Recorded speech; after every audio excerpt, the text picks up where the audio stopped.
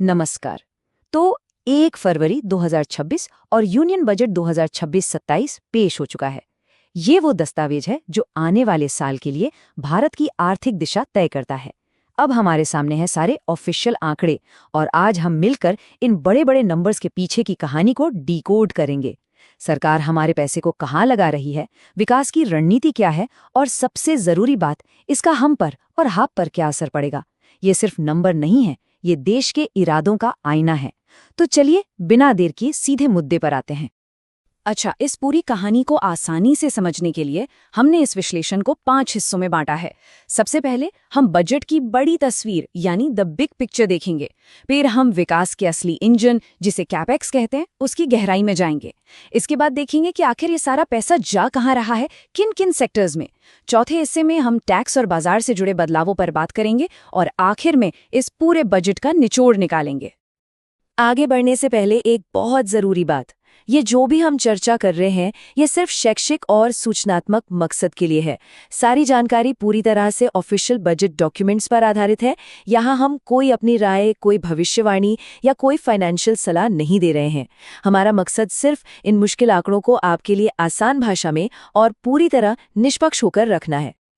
तो चलिए कहानी शुरू करते हैं उस पहले और सबसे बड़े नंबर से जो पूरे बजट का साइज बताता है। सरकार का कुल अनुमानित खर्च है 53.5 लाख करोड़ रुपए। जी हाँ, ये एक बहुत बहुत बड़ी रकम है और ये हमें बताती है कि आने वाले फाइनेंशियल ईयर के लिए सरकार की आर्थिक योजना का कैनवस कितना विशाल है।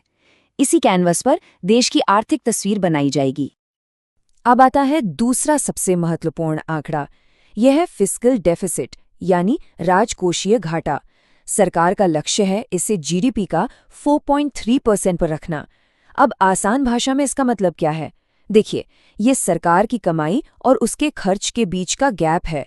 मतलब अगर सरकार 100 रुपये कमा रही है तो वो 104.3 रुपये खर्च कर रही है और ये जो एक्स्ट्रा 4.3 रुपीज़ हैं ये उधार लेकर पूरे किए जाएंगे। इस नंबर पर सबकी नज़र रहती है क्योंकि ये देश की फाइनेंशियल हेल्थ का एक बहुत बड़ा इंडिकेटर है। और अब आते हैं उस तीसरे नंबर पर जो शायद इस बजट की सबसे बड़ी हेडलाइन है।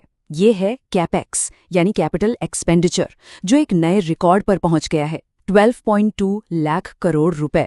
ये वो आंकड़ा है जो बताता है कि सरकार का फोकस सिर्फ देश चलाने पर नहीं है बल्कि भविष्य के लिए देश बनाने पर है। ये वो पैसा है जिससे सड़कें, पोर्ट्स, रेलवे लाइनें यानी लॉन्ग टर्म एसेट्स बनाए जाते हैं। और अब हम इसी कैपेक्स पर थोड़ी और गहराई से बात करेंगे। आखिर ये 12.2 लाख करोड़ रुपए का नंबर इतना खास क्यों है? क्यों इसे बजट की केंद्रीय रणनीति कहा जा रहा है? चलिए इस विकास के इंजन को थोड़ा और करीब से समझते हैं। कैपेक्स को समझने के लिए पहले सरकार के 2 तरह के खर्चों में फर्क समझना जरूरी है। चलिए इसे घर के बजट का उदाहरण लेके समझते हैं। पहला होता है रेवेन्यू एक्सपेंडिचर यानी राजस्व व्यय। ये घर के रोजमर्रा के खर्चे हैं, जैसे राशन का बिल, बिजली का बिल, बच्चों की स्कूल फीस। ये जरूरी है, घर चलाने के लिए चाहिए ही चाहिए, पर इनसे कोई नया एसेट नहीं बनता। वहीं दूसरी तरफ है कैपिटल एक्सपेंडिचर यानी कैपेक्स। ये ऐसा है जैसे आप घर में एक नया कमरा बनवा रहे हैं या एक नई जमीन खरीद रहे हैं। तो जब सरकार कैपेक्स करती है तो वो देश के लिए लॉन्ग टर्म एसेट्स बनाती है। नई सड़कें, नए एयरपोर्ट्स, नई रेलवे लाइनें। ये वो निवेश है जो सालों साल देश के विकास को रफ्तार देता है और इस बजट का पूरा जोर इसी पर है। अब यहाँ एक शब्द है जो बार बार सुनाई देता है, मल्टीप्लायर इफेक्ट। सुनने में थोड़ा टेक्निकल लगता है, लेकिन इसका मतलब बहुत सीधा और गहरा है और यही इस बजट की, आप कह सकते हैं, आत्मा है। इसका सिद्धांत ये है कि जब सरकार इंफ्रास्ट्रक्चर पर, मान लीजिए एक सड़क बनाने पर 1 रुपया खर्च करती है, तो वो 1 रुपया वहीं रुक नहीं जाता। वो इकोनॉमी में 2.5 से 3 रुपए की टोटल एक्टिविटी पैदा करता है। मतलब 1 रुपए का निवेश असर कई गुना। तो ये लहर पैदा कैसे होती है? चलिए इसे 5 आसान स्टेप्स में एक कहानी की तरह समझते हैं।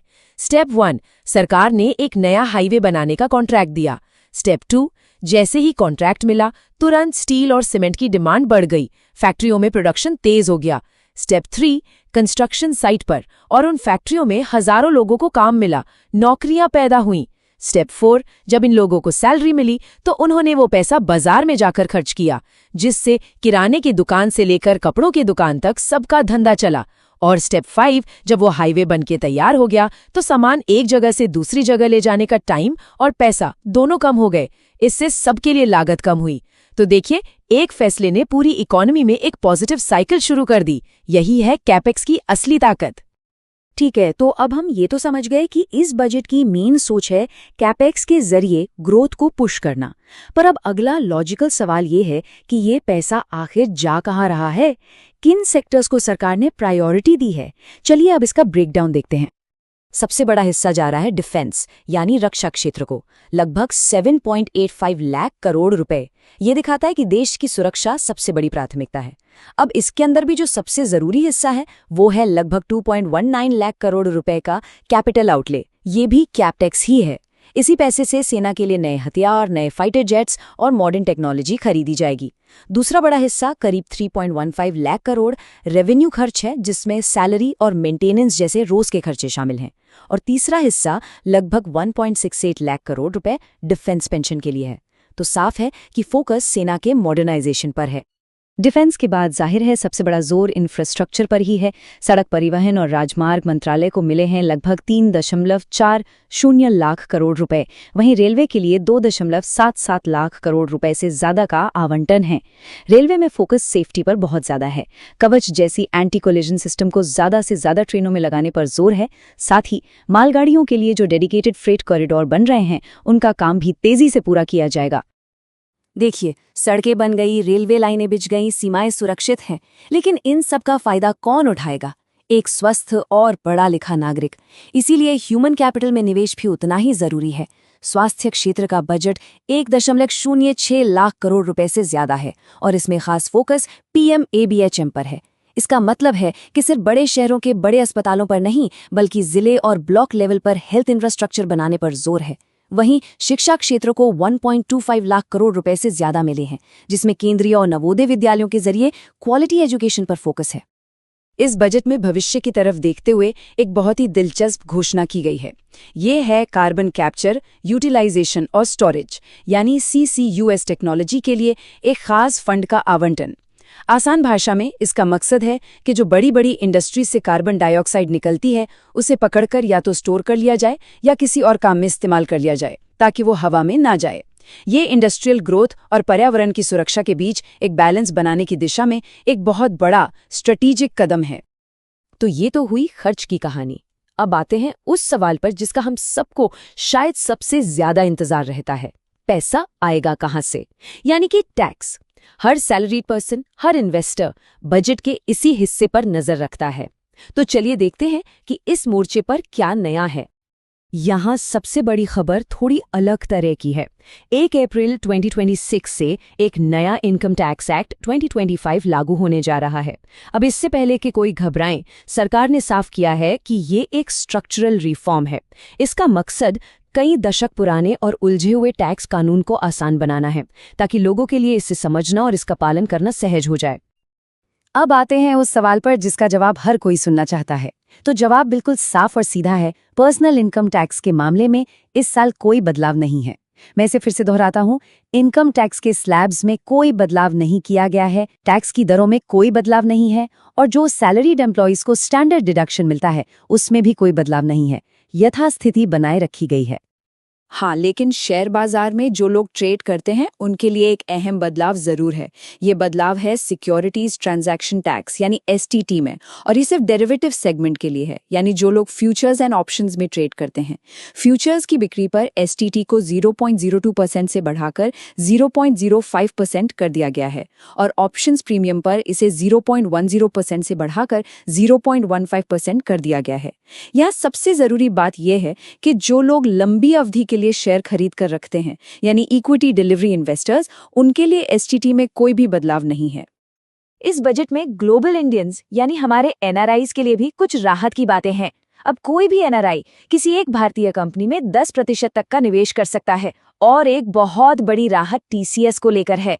जब विदेश में बच्चों की पढ़ाई या परिवार के इलाज के लिए पैसा भेजा जाता है तो उस पर लगने वाले टैक्स की दर को 5% से घटाकर 2% कर दिया गया है।